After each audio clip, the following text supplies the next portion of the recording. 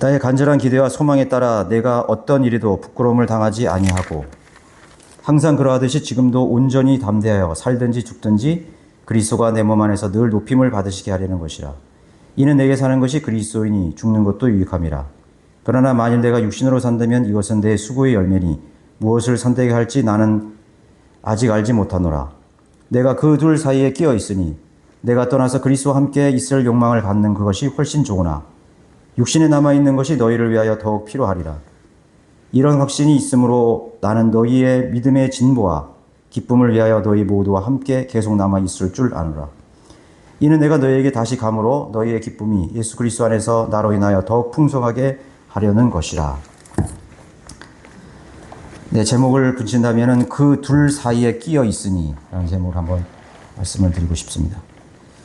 이 생명이 있는 존재는 항상 활기차지요. 항상 이 성장하게 가기 때문에 항상 활기가 있습니다. 움직이고 그리고 가장 큰 영광을 위해서 그 열매를 위해서 나아가는 특징이 있습니다. 그리스도의 생명 안에 사는 사람들의 삶의 특징은 항상 열정이 있습니다. 생명이 있기 때문에 항상 열정이 있어요. 활기차고 정체되어 있지 않고 활기차답니다.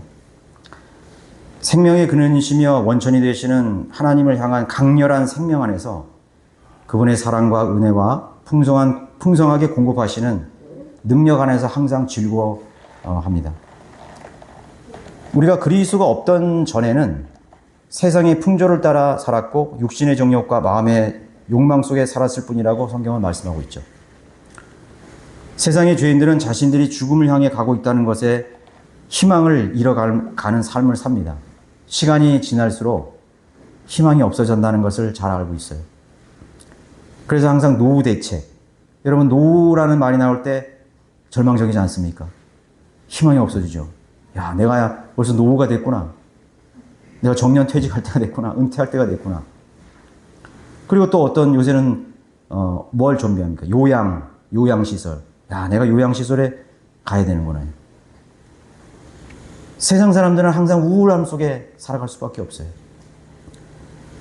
그리고 이제 가까운 사람들과 이별을 해야 됩니다. 하나, 둘, 내 곁을 떠나갑니다. 심지어는 가족들과도 이별을 고해야 할 시간을 향해서 살아가고 있는 것이죠. 얼마나 슬픈 인생이에요. 그죠?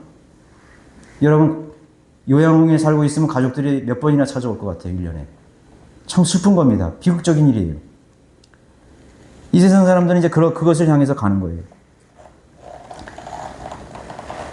그래서 힘있고 여유있고 건강할 때, 기회가 있을 때 미련 없이 즐기고 먹고 마시고 여행도 다니고 그리고 만날 사람 많이 만나고 하고 싶은 것 이렇게 우리 버킷리스트 그걸 쫙 짜서 작성해서 내 인생에 이것만은 꼭 하고 내가 죽어야 되겠다. 그런 걸 계획하면서 살지 않습니까? 그들의 삶은 이 생뿐이기 때문에 소망이 없고 희망이 없습니다. 결국 그리스도 안에 있는 영원한 생명이 없기 때문에 죽음 앞에 무력한 존재로 항상 있을 수밖에 없는 것이 이 세상의 사람들의 삶일 것이죠. 1926년 일제시대죠. 1926년이면 한국 최초의 대중 가수인 윤심덕이라는 그런 여인이 있었습니다. 이 윤심덕이라는 이 여인이 노래를 하나 지어서 발표를 했는데 그 노래의 제목이 참 인상 깊어요. 사의 찬미입니다. 사의 찬미. 사는 죽을 사예요. 죽음을 찬미하는 거예요. 죽음을 찬양한다는 제목인데, 야, 어떻게 이 세상 사람들은 이 죽음의 그런 개념을 절망적이고 희망 없고 모든 것이 끝장나는 그런 개념을 받아들였는데 어떻게 이 여인은 이 죽음을 찬양한다는 노래를 지었을까? 그래서 제 마음에 관심을 끌었어요. 그래서 제가 한번 찾아봤습니다. 광막한 광야에 달리는 인생아, 너의 가는 곳 그 어디냐?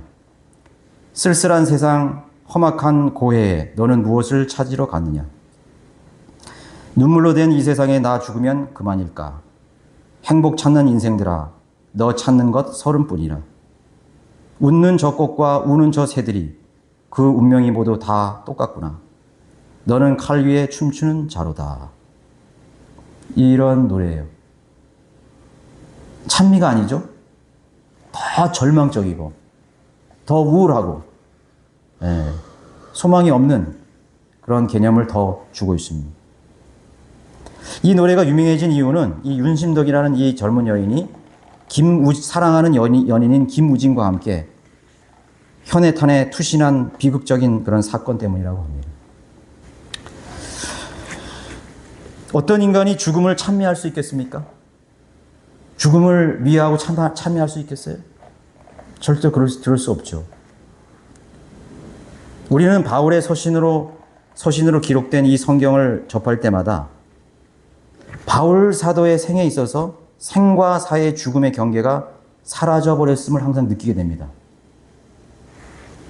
생명과 사망이라는 경계가 없어요. 이생의 삶과 저생의 삶의 경계가 없습니다. 우리는 바울 서신 읽을 때마다 그것을 항상 느끼게 됩니다. 이는 내가 사는 것이 그리스도니 죽는 것도 유익함이라.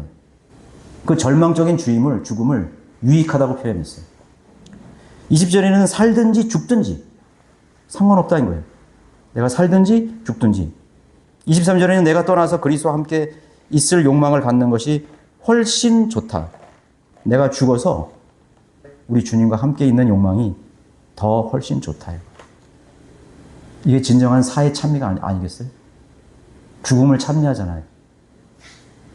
이 지상의 어떤 누구도 죽음을 미화시킬 수 없고 죽음을 찬양할 수 없어요. 죽음을 기쁘게 받아들일 수 없어요.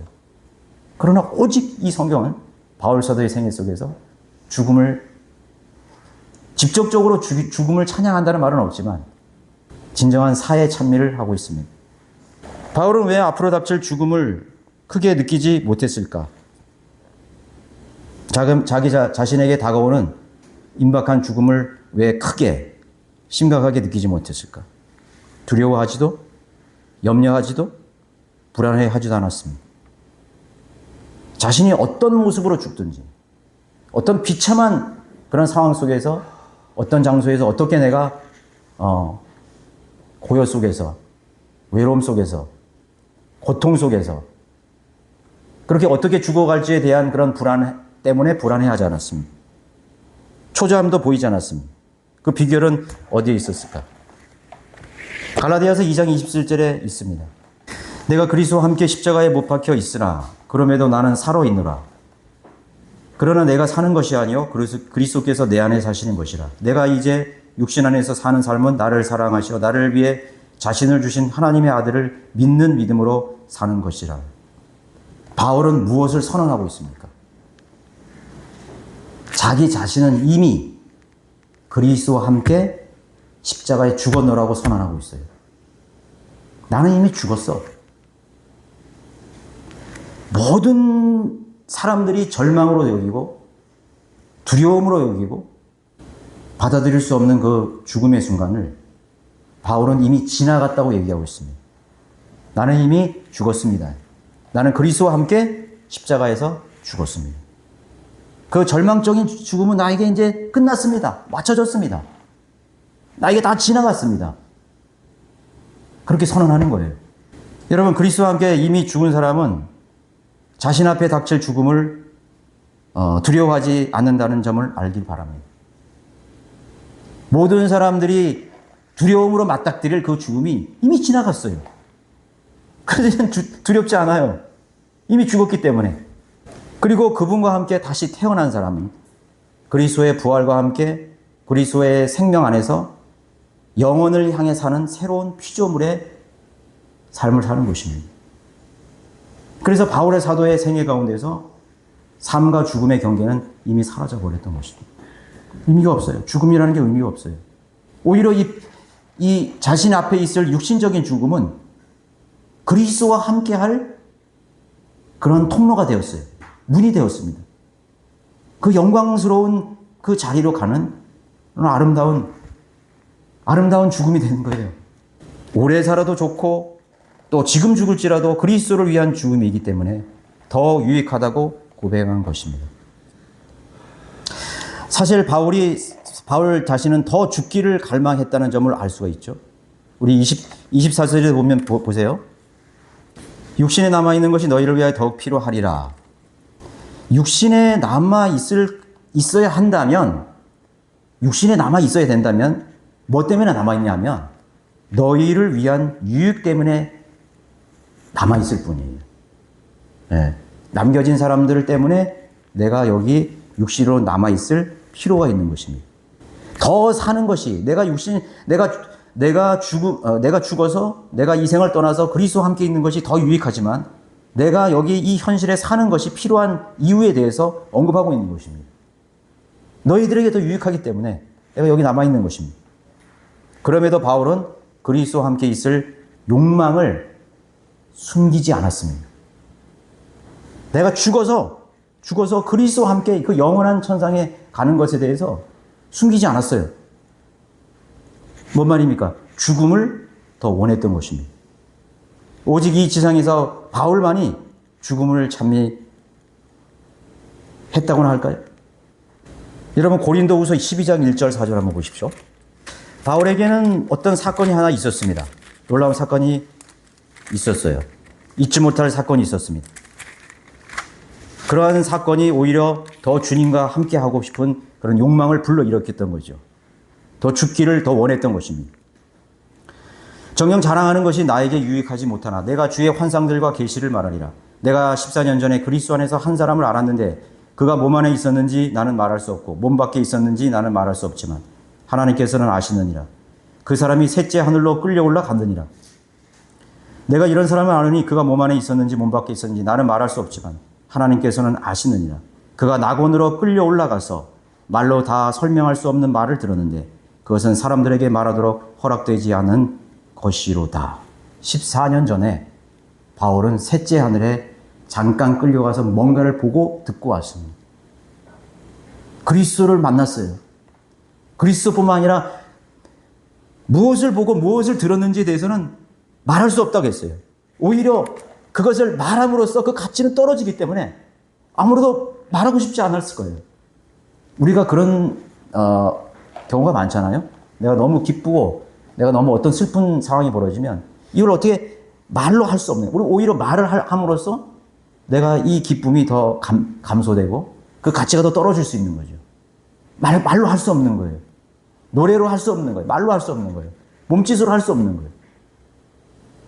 주 하나님께서도 그것을 말하도록 허락하지 않았다고 말씀하고 있습니다. 여러분, 이 성경에서 하늘나라에 대해서 자세히 묘사하고 있습니까? 전혀 자세하고 묘사하고 있지 않아요. 거기에 12진주문이 있고 생명수가 있게 있지만 그것은 극히 제한적인 것입니다. 하늘나라와 낙원에 대해서 인간의 말로 형용할 수가 없습니다. 오히려 그것을 표현하면 그 가치는 떨어지는 거예요.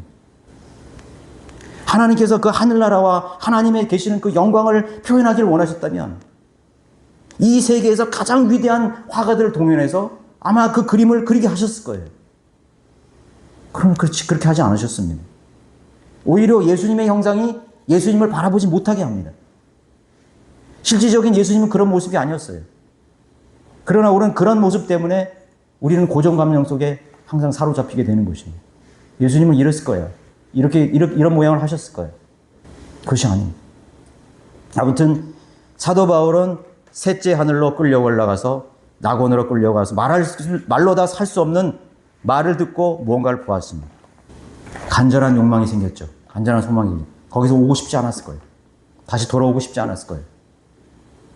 그러나 하나님께서 바울 사도가 필요했기 때문에 하나님께서 다시 이 지상으로 오게 된 것이죠. 자, 23절에 우리가 뭐라고 말하고 있습니까? 내가 그 둘 사이에 끼어 있으니, 그 둘 사이에 끼어 있다고 그랬습니다. 거대한 협곡이 있죠. 큰 협곡 같은 곳에 내가 거기에 끼어 있는 겁니다. 거대한 장벽 위에 내가 끼어 있는 겁니다. 어떻게 할 줄 모르는 겁니다. 이쪽으로 갈까? 저쪽으로 갈까? 어찌할 걸 모르는 거예요. 내 욕망은 저 천상의 하늘나라에 그 낙원에 가기를 더 바라고 욕망하고 있습니다. 그러나 내가 반대편의 형상을 보니까 갈 수 없는 거예요. 갈 수 없는 거예요. 그게 뭘까요? 이 세상입니다. 여기 남겨진 사람입니다. 아직 성숙되지 않은 사랑하는 형제 자매들입니다. 이 생의 삶과 저 셋째 하늘 낙원에서의 복락 사이에 놓여 있는 것이죠. 그리스도와 함께 먼저 간 사랑하는 하나님의 가족들과 함께 누릴 영원한 낙원을 잠깐 경험했던 바울이 어둡고 침침하며 슬픔과 사망의 굴레 속에 신음하는 지상의 생애를 함께 보고 있는 것입니다.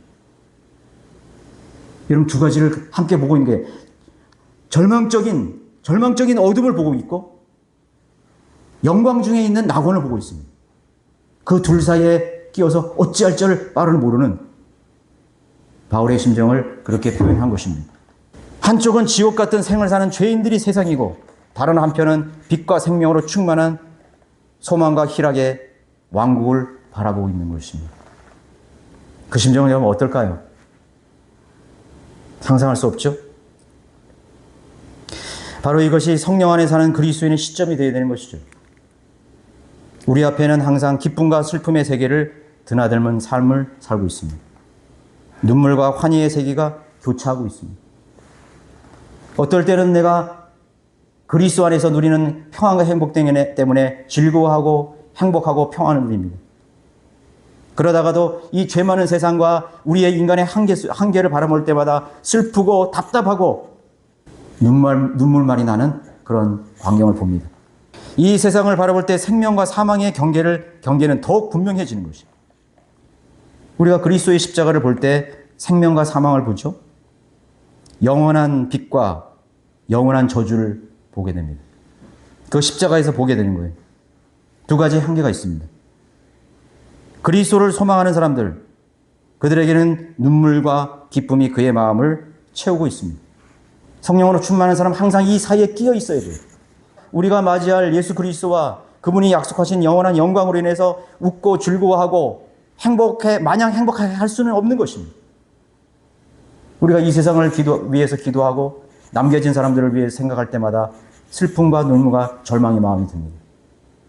내 힘으로 어떻게 할 수 없는 이 절망적인 한계 때문에 우리는 고뇌합니다. 그 둘 사이에 우리는 끼어 있습니다. 우리는 기쁨과 감사의 노래와 함께 길을 찾지 못한 혼들을 위해 마음이 무거워지는 것입니다. 어떻게 하면 그들에게 나의 즐거움과 행복을 알게 해줄 수 있을까? 그리스도 안에 있는 복음의 영광의 광채를 슬픈 혼들에게 어떻게 비추게 할 수 있을까? 두 사이에 끼어 있습니다. 이 진실을 안 사람이라면 바울과 마찬가지로 내가 이 땅에 여전히 살아있는 이유가 분명해지는 것입니다. 내가 이 땅에 여기 살아있는 이유가 분명해지는 거예요. 생과 사의 교차로에서 생명의 길을 증거해야 될 책무가 우리에게 주어져 있다는 것이죠. 여러분, 바울 사도 같이 내가 여기에 있는 것이 너에게 더 유익함이라고 말할 수 있습니까? 내가 여기 육체 가운데 조금 더 살아있는 것이 당신들에게 유익한다고 여러분 그렇게 말할 수 있습니까? 그들에게 어떤 영향을 줄 수 있습니까? 그 둘 사이에 끼어 있는 사람만이 우리 인생에서 그것이 가장 중요한 것입니다. 생명 안에 열정이 있다고 제가 말씀드렸죠? 생명 안에 열정이 있습니다. 활력이 있습니다. 우리가 생명 안에 누리는 활력이 없다면 그 어둡고 침침한 생명이 없는 사람들에게 영향을 줄 수 없어요. 그리스도의 생명 안에 있다는 증거를 보여줄 수 있습니다. 여러분들의 삶의 열정입니다. 하나님을 사랑하는 열정입니다. 그 열정이 여러분들의 곁에 있는 사람이 그것을 그 열기를 느끼게 될 것입니다. 우리는 바울 사도를 보지 못했지만 바울 서신을 통해서 그걸 느끼지 않습니까? 바울의 열정을 느끼지 않습니까? 바울이 살아가는 그런 한 가지 표대를 향해서 살아가는 열심과 정열을 보지 않습니까? 마치 미친 사람처럼, 마치 사랑에 푹 빠진 사람처럼 그렇게 열정을 가진 그런 삶의 모습을 우리가 보게 되지 않습니까? 저도 한번 내 지나온 삶을 한번 이렇게 봤어요. 나에게 영향을 미친 사람이 과연 몇 명이나 될까? 근데 몇 명이 있더라고요. 그 사람들의 열정이 나에게 영향을 줬더라고요. 하나님을 사랑하는 그 열정이 나에게 큰 영향을 줬어요. 어떤 경우에는 책을 통해서 여러분 믿음의 그리스도인들이 남긴 여러분 글을 들어보십시오. 얼마나 큰 열정이 있습니까? 수백 년 전에, 수십 년에 전해전 그 기록들이 그 글들 속에 그 글이 죽어있지 않고 살아있지 않습니까? 그들의 숨결이 느껴지지 않습니까? 그들의 기도 속에 살아있는 기도가 느껴지지 않습니까? 그 열정이 나에게 전해집니다. 그것이 나에게 영향을 줍니다. 그렇다면 우리가 여러분들에게 함께하는 사랑하는 가족이나 또 친구들이나 또 여러분 우리 형제자매들에게 어떤 영향을 줄 수 있습니까? 열정입니다. 그 열정이 그들에게 영향을 줄 수 없어요. 줄 수 있어요. 그것이 생명입니다. 그것이 활력입니다. 생명이 없기 때문에 열정이 없는 거예요. 생명이 없기 때문에 기도에 열정이 없습니다. 생명력이 죽어가기 때문에 하나님의 말씀 속에서 하나님과 교제하는 열정이 식어지는 것입니다.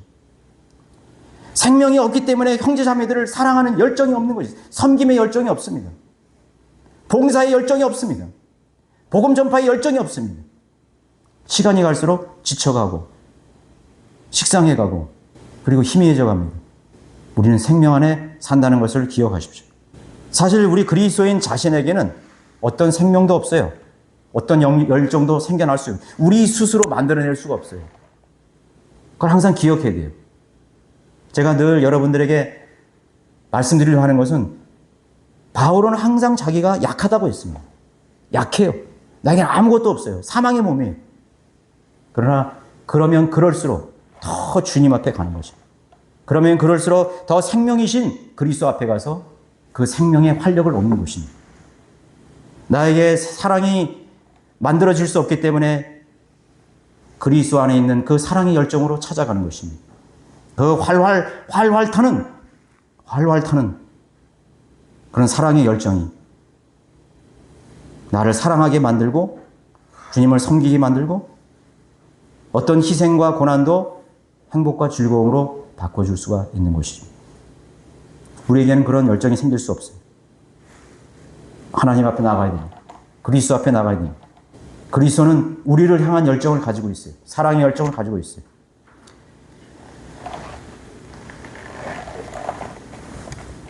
자, 우리가 그리스도와 우리 주 하나님 아버지와 멀어질수록 항상 힘은 잃어가고 활기를 잃게 되어갈 것입니다. 내가 사는 이유, 내가 열정을 그리스도께 드려야 하는 이유인 것입니다. 내가 사는 이유는 그리스도께 나의 열정을 드리는 것입니다. 열정을 상실한 그리스도인들은 항상 나태해 갑니다. 삶의 열정은 그리스도를 아는 지식으로 더욱 빛나게 만드는 것입니다. 하나님을 향한 열정은 그리스도를 아는 지식으로 더욱 빛나게 만들죠. 여러분들의 그 열정이 진리의 지식을 더 무거운 비중으로 만드는 것이죠. 더 가치 있게 만드는 것이죠. 열정이 없으면 하나님을 아는 지식도 가벼워집니다. 여러분, 열정이 없는 설교자가 여기서 열정 없이 설교할 때 그 지식은 가벼워지는 것입니다. 기도에 열정이 없는 사람은 설교에도 열정이 없습니다. 저는 그걸 항상 느껴요. 하나님 앞에 열정이 없는 사람들은 하나님의 지식을 가볍게 여깁니다. 그 비중을 가볍게 여겨요. 하나님의 사랑을 가볍게 여깁니다. 하나님의 공의의 심판을 가볍게 여깁니다. 하나님께서 우리를 향한 그 모든 것들에 대해서 항상 가볍게 여기는, 그 모든 지식에 대해서 가볍게 여기는 것입니다. 가볍게 듣고 가볍게 흘려보내는 것입니다. 열정이 없어요. 진지함이 없어요. 감동도 없어요. 감흥도 없어요. 나에게 부딪히는 것도 없습니다. 생명이 없어요. 우리가 추구하려는 그런 것들, 그의 아들 예수께로 받은 어떤 것도 가볍게 다뤄서는 않는 것입니다. 그 넓이와 깊이와 소망의 비중을 경험하게 만들어야 되는 것입니다. 얼마나 큰가, 얼마나 넓은가, 얼마나 그 비중이 큰 것인가. 우리에게 약속된 그 소망의 비중, 영광의 비중이 얼마나 큰가. 우리가 받은 고난과 비교할 수 없다고 했죠. 그래서 기꺼이 그 고난을 즐겁게 받아들이는 것입니다. 여러분의 열정을 하나님께 바치십시오. 하나님과 동행하는 것에 여러분의 열정을 드리시기 바랍니다. 기도에 드리시고, 하나님 말씀에 드리시고, 복음을 전파하는 데 드리시고, 하나님을 찬양하는 데 드리시고, 하나님을 경배하는 데 여러분의 열정을 드리십시오. 열정을 드리세요. 살아있는 그리스도입니다.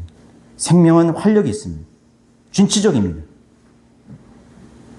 그리고 활활 타오르는 그 영향력으로 다른 사람에게 큰 영향을 줄 것입니다. 큰 영향을 줘요. 하나님께서는 여러분들의 그런 열정 어린 삶을 하나님께서 분명히 쓰실 것입니다. 진리를 즐거워하는데 여러분 마음을 바치십시오. 진리를 즐거워하고 그 진리 안에서 여러분의 열정을 드리시기 바랍니다. 어떤 일이든지 여러분의 헌신이 가볍게 그렇게 보여지지 않기를 바랍니다. 여러분의 헌신이 가볍게 보여지지 않길 바라요. 같은 일을 하는데도 어떤 사람은 열정을 다합니다. 어느 누구를 만나든지 여러분이 그리스도를 사랑하는 열정의 복음의 향기가 전해지도록 그렇게 하십시오. 어느 누구를 만나든지 여러분들이 말하는 것이나 여러분 제스처나 여러분의 태도나 어떤 삶의 그런 모습이더라도 어떤 누구이든지 그리스도를 사랑하는 그 열정이 나타나게 하십시오. 살아있게 하십시오. 지나보면 누군가의 열정으로 인해 영향을 받았음을 알게 될 것입니다. 여러분들에게 주어진 그런 수많은 기회에 여러분들의 열정을 바치시기 바랍니다. 우리는 두 사이에 끼어 있기 때문인 것입니다. 그리스도와 함께할 그리스도와 함께할 욕망 때문에 바울 사도는 그리스도와 함께할 그 욕망 때문에 그 욕망이 강하면 강할 만큼 그 욕망이 강하면 그리스도와 함께하고자 하는 그 욕망이 더 크면 클수록 그리스도를 사랑하는 그 사랑이 더 깊어지면 깊어질수록 그리스도를 만나고자 하는 그 기다림이 더 깊어질수록 더욱 이 생에서의 삶에 최선과 마음을 쏟을 수가 있는 것입니다. 그것이 오늘 바울이 자신의 생애를 통해서 우리에게 보여주는 교훈입니다. 우리에게는 더 이상 생과 사의 경계는 없어요. 우리의 죽음은 이미 너무 지나갔습니다. 그리스도와 함께 여러분 다 죽었습니다. 죽었어요. 그러나 정말 여러분들의 이 남은 생에 이 육신적인 죽음조차 여러분 기꺼이 즐거움으로 받아들일 수 있는 그런 믿음의 수준까지 가야 되는 것이죠. 그렇죠? 항상 기억하시기를 바라겠습니다.